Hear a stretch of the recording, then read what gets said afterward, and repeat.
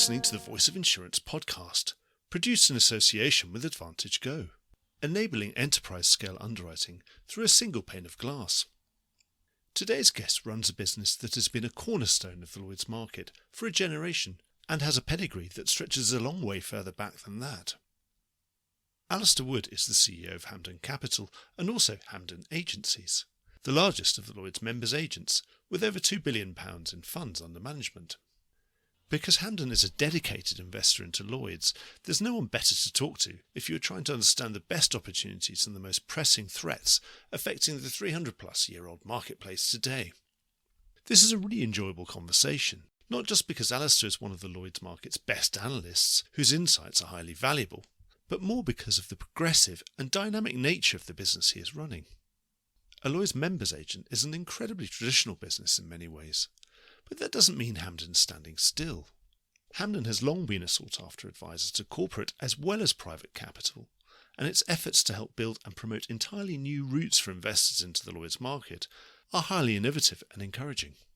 In the past, Lloyd's has sometimes been perceived as slow to react to new forms of capital, but now that couldn't be further from the truth. With listed vehicles, cells in London Bridge 2, syndicates in boxes, follow syndicate capacity, or innumerable other structures, wherever there's an opportunity, it seems that Hampden and the wider Lloyd's ecosystem is seeking to make the most of it. Alistair's also a great guest, intelligent and completely on top of his brief, but unfailingly polite and good-humoured, and completely transparent and direct with his answers. He's a great blend of all the virtues of the traditional Lloyd's market, with something a little bit more contemporary. Listen on for valuable tips and nuances and a strong idea of where the market's heading. From our encounter, Lloyd's and the wider wholesale, specialty and reinsurance markets seem to be in rude good health. Enjoy the podcast. Alistair, welcome to the Voice of Insurance. Thank you very much for having me. You might be new to some members of our audience. You're relatively new in your post as well. So why don't you introduce yourself? Okay, well, I've been in the Lloyd's market for nearly 30 years. All that time, until February this year, looking at syndicates as a syndicate analyst. So I started in 94, quite a curious time to start in Lloyd's. That's quite interesting, yeah. Yes. R&R hadn't happened. And that's reconstruction and renewal for anyone who doesn't know that. Yes. And so going into a Lloyd's members agency, which is what I joined, where members were rightly concerned about life and what was happening. Did Hampden exist then? Hampden did not exist then. So that was in an offshoot of the Brockbank group.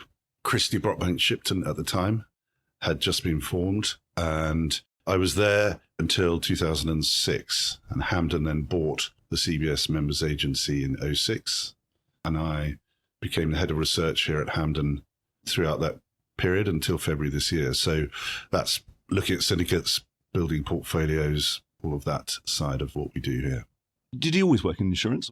No one ever sort of admits to having wanted to go into insurance. We all pretend that we just fell into it. Did that happen to you? Well, of course. So I started at Citibank very briefly in a unit trust department. Equity analysts? Or? No. Literally, moving pieces of paper around. And I felt that was not where I wanted to go. I'd done a rather curious degree that doesn't exist anymore called Insurance and Investment. Oh, goodness. At City University here in London. And I thought that I was going to go on the investment side, not the insurance side. Right. Okay. So much more sort of pension fund, that kind of thing. Yeah. But as it was, I came into insurance and here we are. Why don't you tell us all about Hampden for anyone who doesn't know about it? Because it's an interesting and quite diversified business. And certainly tell us about the bits that you run. Yes. So the bits that I run is called Hampden Capital, which is the Lloyd's side of Hampden. And there are other bits of Hampden to do with runoff and other things. Essentially, we're a specialist asset manager focusing on Lloyd's. The main part of being a thing called a members agency. So that's a company which advises private clients, family offices, corporate investors on providing capital into the Lloyd's market. So that's called Hampden Agencies. That's the main regulated part. We then have, alongside that, built out other ways of coming into Lloyd's. So we've set up a fund business called Hampden Insurance Partners. So we have institutional capital that comes through there. And then there is a service business called Nomina, which effectively runs all the vehicles. So we have about 1,000 private clients here and running all those vehicles. And then there is a syndicate Hampden Risk Partners, and that's run by a company called HSSL. So that's also part of our group, Syndicate 2689. And then we've got a little protected cell company in Guernsey that provides reinsurance products, stop loss and things like that, or arranges those. And that's two members, Yeah. So we've got assets under management about £2.2 billion. We are the largest provider of third-party capital into Lloyd's. I think we're about 5% of Lloyd's capital. The market's pretty good at the moment. To the extent that I'm reading in different sections of the insurance press, the headlines talking about gold rush, that kind of thing. It sounds probably as a bit too much journalistic license being used there. But yes, the market is good. I've just come back from Monte Carlo. It doesn't look like the market's going to start softening in any general terms anytime soon. And it's a good time for Lloyd's. The last market message I've had with Patrick Tin, in fact, I had Patrick Tin on the show that I did down at Monte Carlo. It's a good market. Would you say it's golden times for all your investors? I hate that gold rush and all that sort of thing. It is a great time to be coming into Lloyd's. So market conditions are really good. Syndicates are growing for all the right reasons, rating, opportunity, and that is therefore giving investors an opportunity not only to make better profits, but also to access some of the best businesses in the market. And I think that combination of access and return is proving a powerful one and something that is bringing investors in and putting things to the fore. I would say gold rush sort of implies that all you need to do is turn up and suddenly, you can make money. And I think there are, even in times like this of rating, there are so many different things that we need to be careful of, whether that's social inflation, climate change, the wars and all the sort of events that are occurring. We still think that you can't just come in blindly and hope that the rising tide will float all boats. You have to still select the right people, have a balanced portfolio. Yeah. So our approach has always been to create balanced portfolios of syndicates, normally 10 to 15 syndicates in a portfolio, spreading across different classes of business and looking to rebalance and reweight once a year with whatever we see happening in the market. I suppose within that diversification, you could be slightly more overweight on something one year. So you presumably have the intention of trying to outperform the market. That's right. So in any one year, in a sense, the syndicates are doing that in the first thing. So they are making changes to their portfolios at syndicate level. And what we're then doing is an overlay in terms of, we particularly like property business or reinsurance business. So we're going to swing our portfolio a little bit more towards certain classes at any one time. So what's your thinking at the moment in terms of where are you happiest and happiest to be slightly overweight? Yeah, property. We have been for a bit.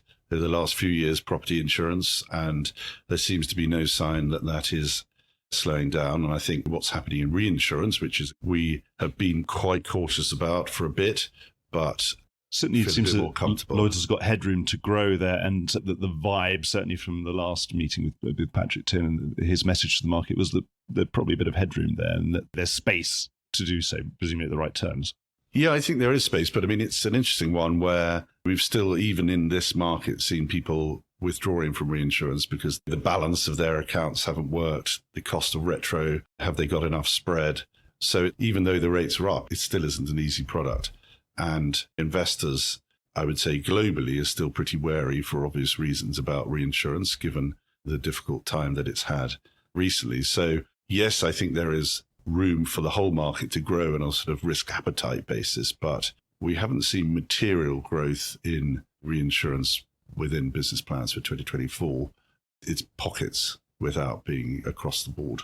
Sorry to interrupt the podcast. I'm here to tell you that Aventum Group is a debt-free, owner-managed specialty insurance group headquartered in London. Through our MGA platform Rockstone and broking platform Concilium, the group controls circa $1.5 billion in gross written premiums across 16 global offices.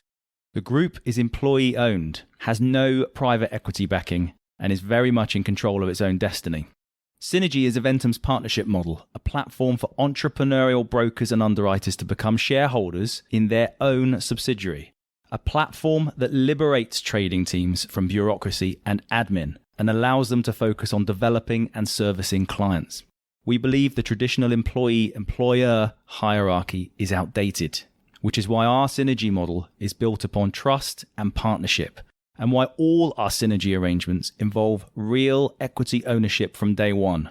Very different to the management incentive plans or MIPs that are now so common in our market. We are not a corporate organisation and instead pride ourselves on the entrepreneurialism of our team and ability to have fun along the way.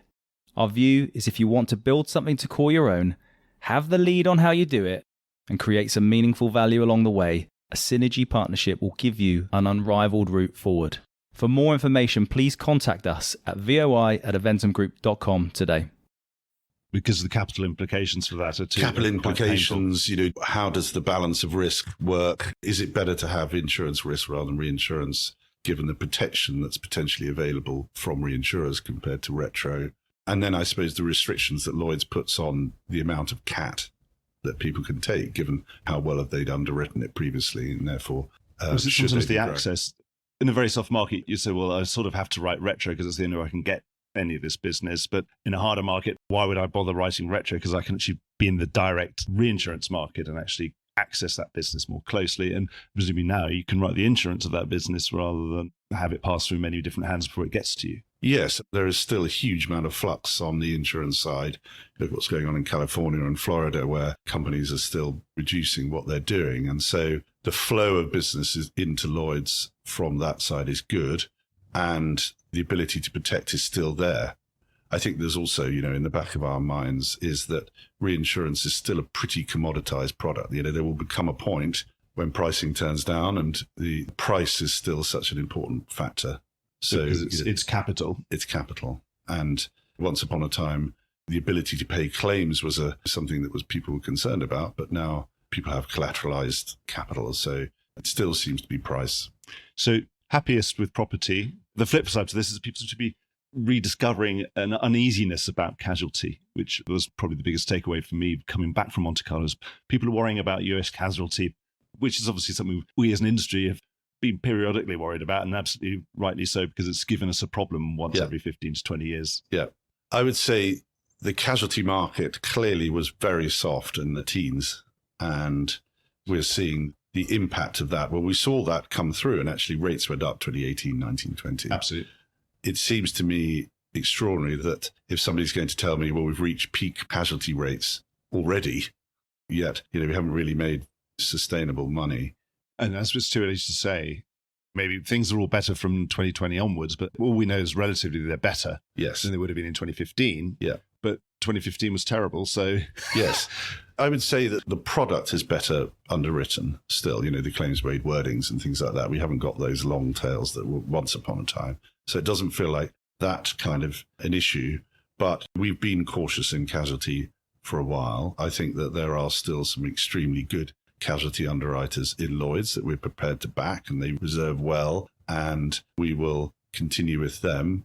Maybe we will see a re-acceleration of casualty rates in the future as the reserving cycle seems to be biting people still, as the courts in the US get back up to speed and process these claims. So it feels that casualty could be almost the next roll of the cycle, that we could start to see that being hardening again. And actually, this is a plateauing time.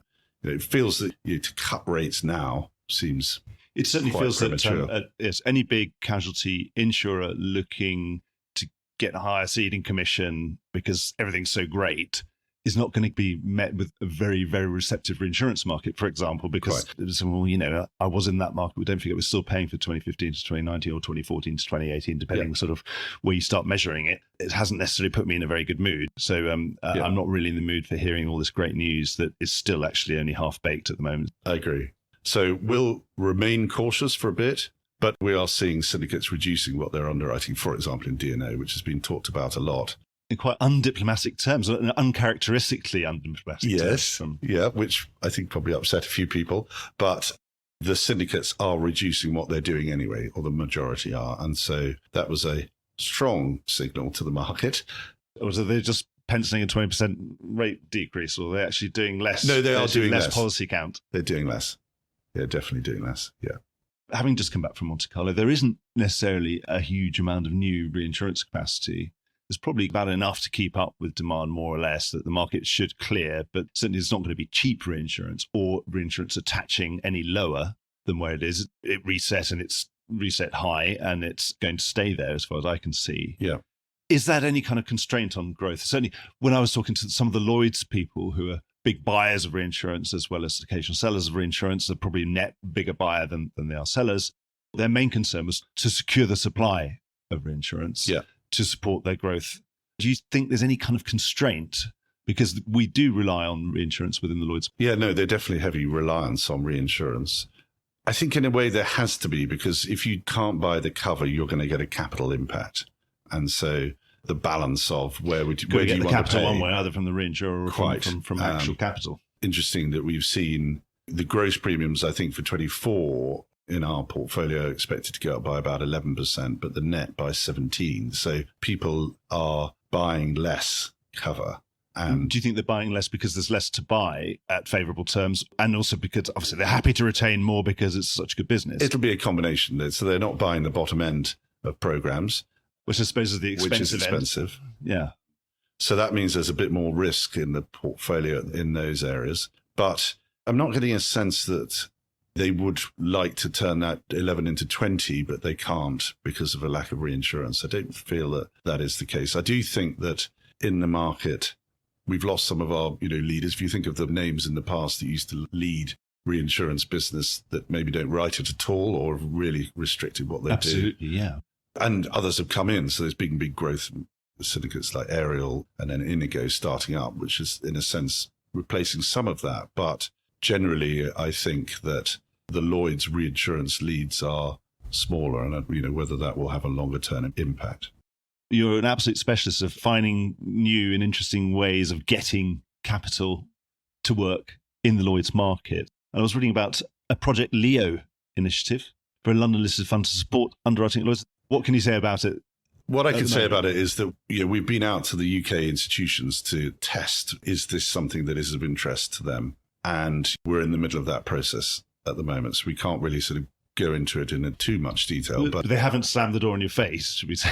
No, and there would have been times in the past that they might have done. And of course, UK institutions have been here before, after Reconstruction Renewal. There were, back in the early days of me being an insurance journalist, we had 15 to 20 different Lloyd's vehicles that all London quoted vehicles to. Results season was quite a busy time, and lots of small businesses, they've nearly all gone now. Yes. We're down to Beasley, Hiscox and Lancashire these days. And I think the UK institutions are rightly cautious about the insurance industry, given generally it hasn't been great for them. So that is a challenge. And put that together with the UK stock market being a pretty tough place to launch new things at the moment. So there are headwinds certainly for that, but there is definitely a recognition that this is a great time of the cycle. And Lloyd's, I think, has restored its brand name to where it was and, is recognized as being a good place to access specialty insurance business. So all of that is resonating. Or could you go to New York like everybody else is? Well, you could go to New York. Well, if you get a better valuation, you get more liquid, deep pools of capital there. Why not go there? I think we will probably look at all of those things. But I think that it feels that there is space for that kind of product, that kind of entry into Lloyd's. Well, good luck with that. It sounds like it's the sort of market where that capital could be put to good use quite quickly. Yeah. And a relatively new channel down which capital can be poured and find its way into the Lloyd's market is this London Bridge 2 vehicle. It's partly my job to understand how these things work, but I would say if I was marking my own homework on this, I would say I don't necessarily understand it as well. And so I'm thinking if I don't necessarily understand it as well, and it's actually my job to understand it, then perhaps not all the listeners will understand it as well as they ought to. Can you explain how it works? Yeah. Because this is something you're using quite regularly, or you're planning on using. Yeah, so we have been involved in a number of them that have happened to date. To date, they've been mainly about bringing one source of capital behind one syndicate. Effectively, what London Bridge does is use the UK protected sale legislation that came in. Yeah. And of course, that was really brought in with ILS in mind more than anything else, allow London to compete with Bermuda and other places. Right. That's right. And that's essentially what it is doing, is enabling an investor to put their money into a cell for which they receive as security. And then that cell then writes a reinsurance contract of a Lloyd's corporate member. So something that's a capital provider behind a proportional treaty. Yes, absolutely. So the change with London Bridge 2 is that you can do excess of loss. Right. So that's an innovation. And it can be either a corporate member which is owned by an orphan trust, which somehow you're not quite controlling, but is within your net, or it could be owned by somebody completely different. And so it enables you to provide capital in a form of a reinsurance contract in a tax efficient way, and that's the key thing, Right. to a number of different entities in Lloyd's without them necessarily needing to give up capacity on their syndicates. They can retain full ownership of their business, but yet they can access third-party capital through this structure. Because you think, well, of course, you could always do this via a corporate member, or you could do other things, but there are just different legalities and different tax equations. So that definitely the come tax arise. equation, and then the documentation has all been pre-approved, so there's an easing of So it's sort of that process. So you don't have to get a whole load of new lawyers every time. That's right. There are still frictional costs, but we hope they'll come down over time. It's not in the millions, it's in the thousands. No, that's Yes. right. Yeah. And what it then does is enable you to provide capital to any syndicate in the market. So it expands that pool of investable capital through a reinsurance product. And therefore, for us, effectively enables us to say, well, we can provide capital to a syndicate in multiple different forms, whichever is the most efficient for them. So I think it's a good innovation. It is only, however, for corporate entities. I remember I was chairing a group of names. Obviously, they've got various sort of societies and clubs that they subscribe to, and sometimes they ask me to come and chat to them. When this was first came out sort of 2 or 3 years ago, the question was, do you think it could be something for high net worth individuals to access? But the answer is probably no, isn't it? Well, at the moment, the legislation says it's only for corporates. But I think that will come in time. I would like to think that either we can try and lobby for that to be changed, or structures will be created in order for that to happen. But at the moment, it isn't possible. Something I'd like to ask you about, because obviously we've had reconstruction and renewal, we had the advent of corporate capital, and obviously names had a difficult time, but names have been incredibly resilient and have done very well over the last 15 to 20 years. But as a relative proportion of the Lloyd's market, obviously it's grown, but it's grown probably in line with the market, or maybe relatively declined. But at the same time, of course, over the last 20 years, I don't know how many, you pick up the newspaper and say, well, how many new millionaires were created in China today? Thousands every week. And so there have been more high net worth people created over the last 20 years. But why hasn't that necessarily correlated? And obviously they'll invest in all sorts of things, and this should be part of any high net worth person's, I would say, part of their high risk, high reward proportion of their investments. And they have lots of very nice, boring, safe investments as well. And this would be in the sort of along with the hedge fund and a few other things, maybe a bit of art and wine or whatever else they're diversifying into, and classic cars and goodness knows what else. It ought to be there, I would say. But why do you think it hasn't necessarily taken off in the way that it might do? Because we've got a fantastic pool of high net worth capital in the world, and there's more of it. Yep. Why aren't they beating down the door? Why aren't you managing 10 billion, not 3? Yeah, well, I agree. I think there's a number of reasons for that, and we are not blameless, certainly, for that. But I think there is definitely, for example, in the UK, there has been for quite a long time still a big legacy issue with private clients and with their advisors about what happened before. People have got long memories. People have long memories, definitely. We have definitely seen that wane over the last 10 years, but still quite often that will be the only thing that somebody will know about Lloyd's. And therefore, the challenge for us is to explain how things have changed and how much better organized and regulated and managed and et cetera the market is now. So that's a part of it. I think from our side and from companies like ours, have we done a good enough job? Probably not. We have tended to focus on the UK. But is that partly a historical thing as well? Well, that's partly a historic thing. But I think the other factor is that we do look at where are all the millionaires.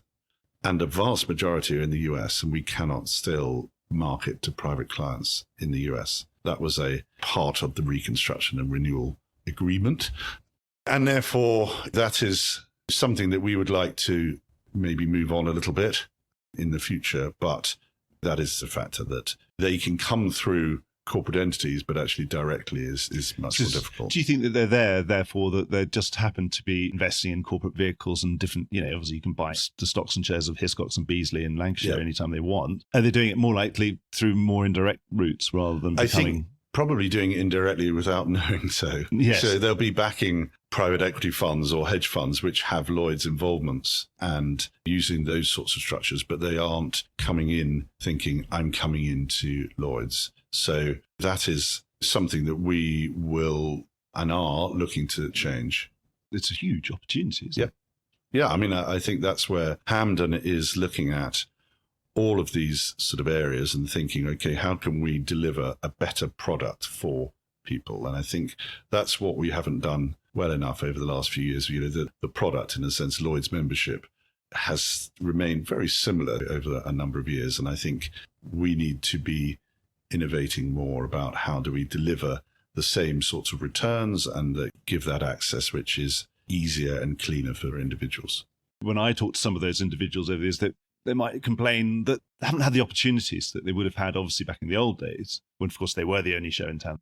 Do you think they're getting a better showing now? Now, with things like Syndicate in the Box, those new opportunities that are available to them, obviously, they don't get the tenure anymore, but you have tenancy.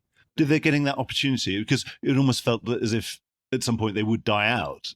Perhaps if we were talking this time 10 years ago, to say, this is a dying breed and it seems unloved and it's not necessarily everyone's first port of call. And it's just an interesting historical anomaly that will eventually just wrinkle itself out. But it's certainly not been the case. That's not been the case. That has not been the case. So, for example, we have had, interestingly, that our greatest pool of new private clients have been from people in the financial services industry, maybe private equity, hedge funds or investment bankers or whatever, who have a certain attitude towards risk. They're looking certainly for the estate planning and those sorts of benefits which you get in the UK, and also the lack of correlation. They've got so many assets and doing all sorts of other things. This is different.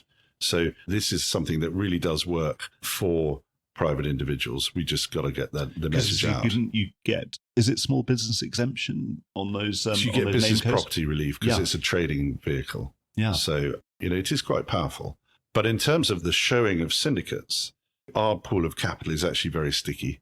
Hampden has a reasonable size. They're not trading in and out, are they? They're not trading in and out. We can collectively provide a meaningful amount of capital to them, and it does something different to other pools of capital they may get. It isn't trade capital. It's not reinsurance capital that is effectively in some ways competing often with their business.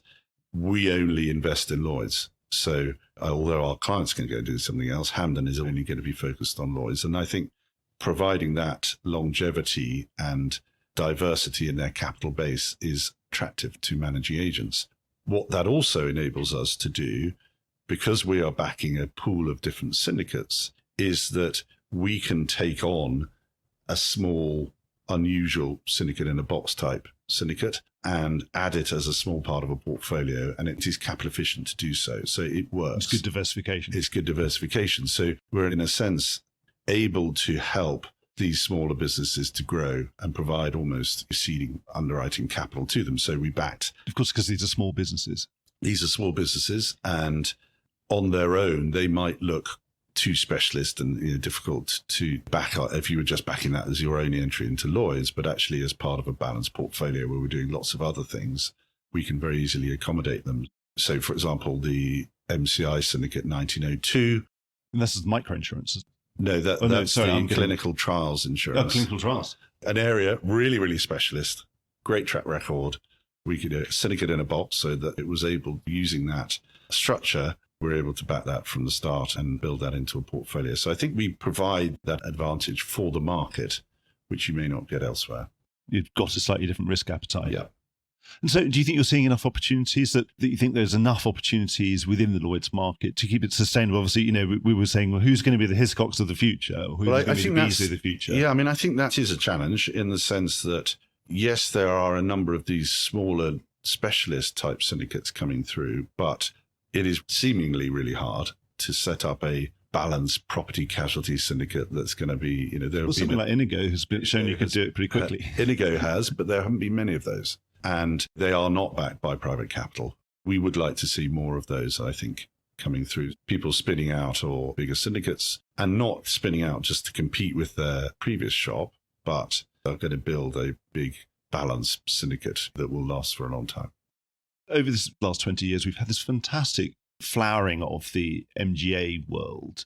Obviously, and that seems to be, if you're a young, talented underwriter, 30 years previous, you would have said, I would try and get a syndicate together at Lloyd's with a few friends and business associates, and the top broker might help me out on this. And I'll go around all the members' agents and I'll scrabble something together, and we'll have effectively what the old version of the syndicate in a box, which is a very small syndicate. Yeah.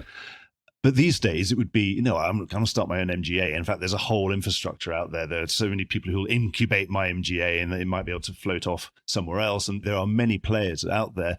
Do you feel that one day you can't beat these people, you might have to join them? I start something that helps incubate MGAs, because that's where all the underwriting talent is going. That might be where you have to go yourself. I think definitely that is a threat. Certainly other Lloyd's businesses of a similar ilk have actually done that. Yes. And they've seen that that's a successful part of their business. Yes. I mean, it's something that we've looked at. I would say our concern will always be, is that an area, it's something that we're actually have the expertise in, our expertise. I suppose if you're providing capital to good underwriters, yep, is a core competency of yours. Yeah. And so it is definitely there as a potential part of how we could change our business. But I would say underwriting risk and underwriting is really where our clients, that's where their capital is set up to do. For them to then start incubating businesses is a totally different part of it. I suppose there are syndicates at Lloyd's, of course, that will back, that are delegated. Yeah, syndicates. And there are syndicates that are set up, like the Beat Syndicate, to incubate MGAs and do it that way. So there are other ways of accessing that business. But I think generally we haven't been good enough as a market of converting good quality MGAs into syndicates. And tell us a bit about the syndicate, which is, as I understand, a follow-only type syndicate, of which we've now got a cohort, and they seem to be doing pretty well. There was some news story the other day about the Brits follow-only syndicate that's now getting some followers of its own, some quote-share support from Aspen and from Travellers. Yeah. What's behind that? And what do you think is the ultimate potential? What sort of percentage of the Lloyd's market might just be follow-only at some point in the future? I think it's a significant potential for growth in the sense that Syndicate 2689 underwrites consortia and quota share. At the moment, the restricted consortia. And being able to access a whole bunch of syndicates that, again, are fully owned and aligned, owned by somebody else, but actually we're able to provide capital to them, is a great asset for us at Hampden. It enables us to back, for example, Inigo through 2689 rather than being on it directly. So that is I think a big source of growth for the market potentially. The size of it, I don't know, 20%, 25%, some sort of level like that it could easily turn into. If one looks at other types of investment, passive capital is quite a big part of tracker markets. Funds. We've all got tracker funds these days. I mean, I think we would say it's not a tracker fund, but being passively backing businesses is selecting them and then labeling them to go and underwrite. Far more actively managed than passive. Yeah, it's definitely actively managed. We've got a great underwriter that came in, Chris Sharp, who we're really pleased with how he's developing that business and getting access to these syndicates. So we would expect that to broaden. It gives our clients access to syndicates that they couldn't go elsewhere, and then is enabling us to provide capital to that point of we can provide capital through multiple different routes, whichever syndicate's best. Any which way you want it. Yeah. There's a Hampden way of getting some capital. That's what we want to be able to do, yeah. Well, Alistair, it's been really, really interesting talking to you. It just shows you can go in with an idea of what a member's agent is and say this is some kind of, fusty old sort of Lloydy thing. And it's not at all. Of course, you've got so many wheels spinning, different initiatives. It sounds like you must be incredibly busy. So thanks very much for sparing some time. Not at all. No, it's very nice to speak. I wish you all the best with everything that you're doing. And also, of course, I do aspire to become a client one day, but I'm not, I don't fear that I might not get through your vetting procedure. That my net assets might not quite get over I'm the sure threshold. this podcast is extremely successful. Well, would you take the podcast as collateral? Well, yeah, I think yes, the expression on your face has given me all the answers that I need. Thank you so much, Alistair. I really enjoyed talking to you. And we'll get you back on the show when you've got something new to report. Great. Thanks very much. Thank you so much. Thank you. Well, I hope you enjoyed today's episode. If you did, don't forget to subscribe or leave a like or a review or recommendation on whatever podcast platform you used to access this programme. These really help get the word out. Before we go, just a quick reminder that advertising slots are available here and in other places in the Voice of Insurance podcasts. Podcasting is the fastest growing medium and attracts a high quality audience of key decision makers. It's also an intimate medium where you, the listener, are right in the room with me and the interview subjects. Needless to say, that means it's a great way of getting your message out directly to an audience because you know you've got their full attention. It's also very cost effective. So get in touch with Mark at thevoiceofinsurance.com to find out how you could be speaking directly to the industry. The Voice of Insurance podcast is produced in association with Advantage Go, enabling enterprise-scale underwriting through a single pane of glass. Voice of Insurance is produced by me, Mark Gagan. Music was written by Anna Gagan and produced by Carlos Gagan.